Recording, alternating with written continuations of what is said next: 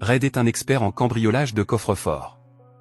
Il arrive à tous les ouvrir facilement, mais son dernier cambriolage était trop important et il finit par se faire arrêter. Il est pris en flagrant délit et condamné à 5 ans de prison. 2 ans plus tard, grâce à son bon comportement, il est libéré. Red sort de prison très heureux. Sa femme, Chloé, vient le chercher. Elle aussi est très heureuse de le voir libre. Ils rentrent ensemble à la maison. Leur fille, Béatrice, les attend. Quand Red a été arrêté, elle était encore une petite fille.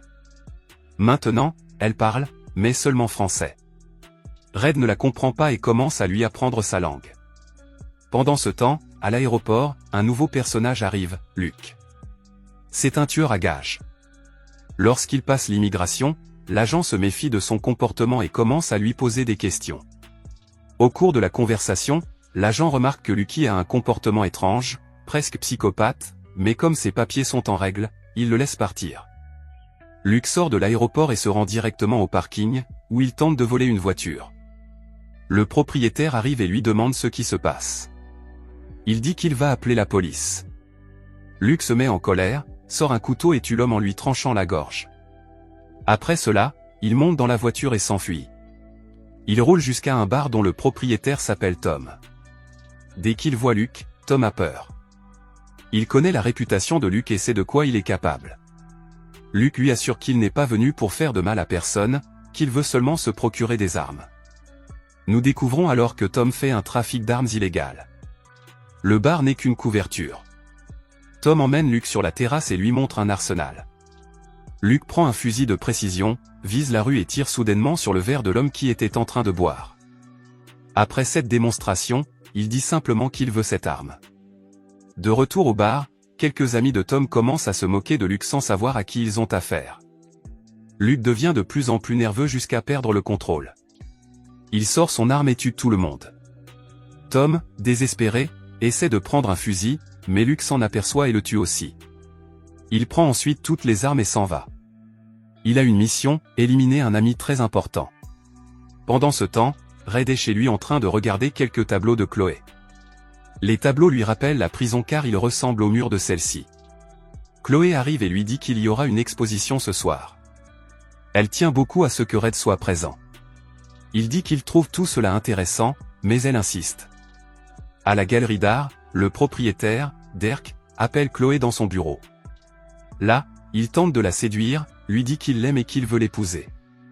Il commence à la toucher, mais elle réagit immédiatement. Elle lui dit qu'il n'a aucune idée de qui est son mari et que s'il venait à savoir ce qui se passe, il ne le laisserait pas sortir vivant. Dirk change de ton, se met en colère et commence à la menacer.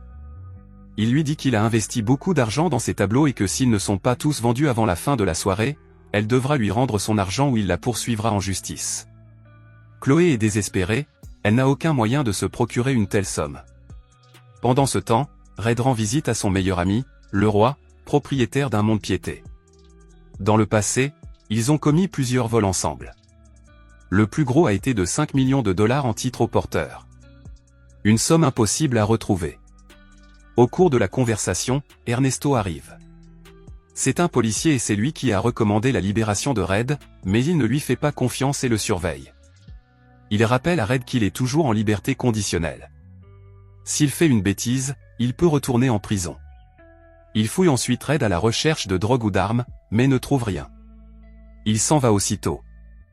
Une fois Ernesto parti, le protagoniste emmène Red au sous-sol. Il y a là un grand coffre-fort. Il dit que les titres volés s'y trouvent et veut que Red essaie de l'ouvrir comme au bon vieux temps, mais Red n'y parvient pas. Le héros dit que c'est juste une question de pratique. Il utilise alors sa clé et ouvre le coffre-fort. Il montre que les titres sont toujours là et propose d'échanger le tout contre de l'argent le soir même. Red refuse en prétextant un rendez-vous avec sa femme à l'exposition et accepte pour le lendemain soir. Pendant ce temps, nous retrouvons Luc. Il s'intéresse à une voiture et tente de parler au propriétaire, mais celui-ci est désagréable. Il ne sait pas à qui il a affaire. Luc, irrité, sort son arme et tue l'homme sur le coup, vole la voiture et s'enfuit. Ce qu'il ne savait pas, c'est que la voiture avait été modifiée. Malgré cela, Luc parvient à conduire, mais la police remarque que quelque chose ne va pas et l'arrête. L'un des policiers lui ordonne d'abaisser la suspension. En essayant de le faire, Lucky perd le contrôle et la voiture descend soudainement, renversant et tuant le policier. L'autre agent prend peur et appelle immédiatement des renforts, mais Luke s'en rend compte et ne perd pas de temps. Il tue également le deuxième policier avant qu'il n'ait fini d'appeler la galerie d'art. Red arrive avec le roi. Chloé est très heureuse de le voir là. Ernesto est également présent, mais l'ambiance change rapidement. Les personnes présentes n'apprécient pas les tableaux. Elles disent qu'elles ne ressentent rien en les regardant, qu'il manque d'émotion. Red entend ces commentaires et est un peu agacé.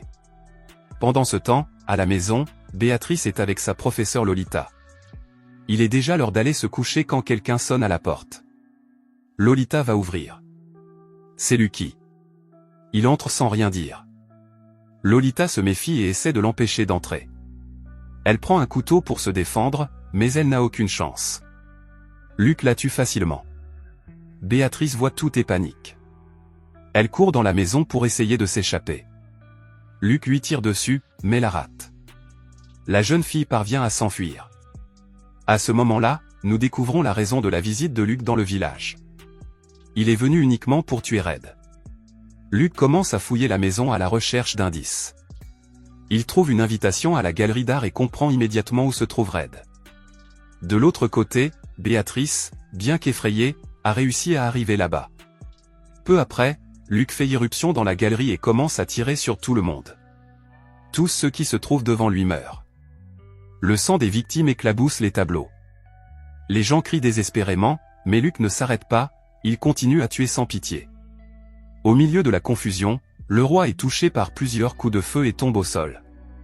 Red court vers lui et lui dit qu'il va l'emmener à l'hôpital, mais le roi sait qu'il ne survivra pas. Avant de mourir, il remet la clé du coffre-fort à Red. Red prend la clé et s'enfuit avec Chloé et Béatrice. Lucky s'aperçoit de leur fuite et tire, mais Red est déjà dans la voiture et parvient à s'échapper avec la famille.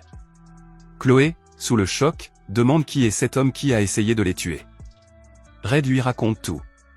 Lors de son dernier gros coup, le frère de Luke faisait partie du groupe, mais tout a mal tourné. La police est arrivée et a tué le frère de Luke. Depuis, Luke pense que c'est Red qui l'a trahi et c'est pour cela qu'il veut se venger. Red prévient que Luke est très dangereux et qu'ils doivent quitter la ville immédiatement. Il révèle également la vérité sur les titres qu'il a volés à Chloé. Ils n'ont jamais été brûlés comme tout le monde le croyait, ils sont toujours cachés et en sécurité. Chloé, en entendant parler des titres, dit qu'elle n'a pas le choix. Ils doivent les récupérer et les échanger contre de l'argent. Les titres sont leur seule issue. Red conduit jusqu'au mont-de-piété de le roi. Il entre et prend tous les titres, mais Luke arrive entre-temps, pointe une arme sur Béatrice et oblige Chloé et sa fille à descendre de la voiture. Il emmène les deux femmes au sous-sol, où se trouve déjà Red. Overlook, Red comprend que personne ne sortira vivant de là, alors il essaie de négocier.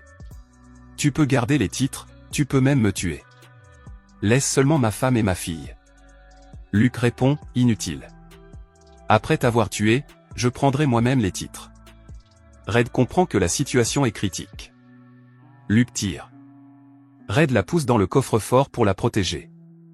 Luke, sans pitié, ferme le coffre-fort avec la petite fille à l'intérieur. Elle n'aurait pas eu d'air pendant longtemps. Chloé tente de s'échapper, mais Luke la rattrape et la met hors de combat d'un coup à la tête. Red, toujours en vie, tente d'ouvrir le coffre-fort, mais la clé a été endommagée par le coup et ne fonctionne plus. Il parle à Béatrice à travers le coffre-fort, essayant de la calmer. À ce moment-là, Luke réapparaît et commence à se battre avec Red. Le combat est intense. Luke sort son arme et s'apprête à tuer Red quand Ernesto apparaît et tire sur Luke. Bien que blessé, Luke continue d'essayer. Ernesto tire à nouveau et Luke tombe. Réalisant qu'il ne survivra pas, Luke lance 2 bombes pour l'emporter avec lui. Il provoque une explosion, mais l'impact est moins important que prévu.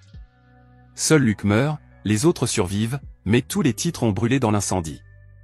Red court vers le coffre-fort. Sans clé, il doit utiliser la méthode traditionnelle. Il utilise son habileté et commence à casser le coffre à la main. Après beaucoup d'efforts, il y parvient. Il sort Béatrice. Elle est vivante et en sécurité. Red se prépare déjà à être arrêté, mais Ernesto le surprend, disant qu'il a tout vu et que Red n'a rien fait de mal. Il a sauvé la famille et aidé à éliminer un criminel recherché, il n'appellera donc pas la police. Il dit qu'il va maintenant être promu et renvoie Red. Red, Chloé et Béatrice rentrent chez eux. Ils ont perdu les titres, et les tableaux ont également été détruits. Rien ne semble aller comme prévu. C'est alors que Derek apparaît. Il révèle une surprise. Toutes les peintures de Chloé ont été vendues à l'exposition, même celles qui n'avaient plu à personne au début. Après la fusillade et le sang, les peintures ont commencé à transmettre une émotion très forte et c'est pour cela qu'elles ont toutes été vendues le même jour. Chloé a gagné 300 000 $. La famille peut désormais recommencer à zéro. Red n'a plus besoin de voler. Chloé est reconnue comme artiste. Et Derek comprend une fois pour toutes qu'on ne peut forcer personne à aimer. Chloé aime Red et l'a toujours aimé.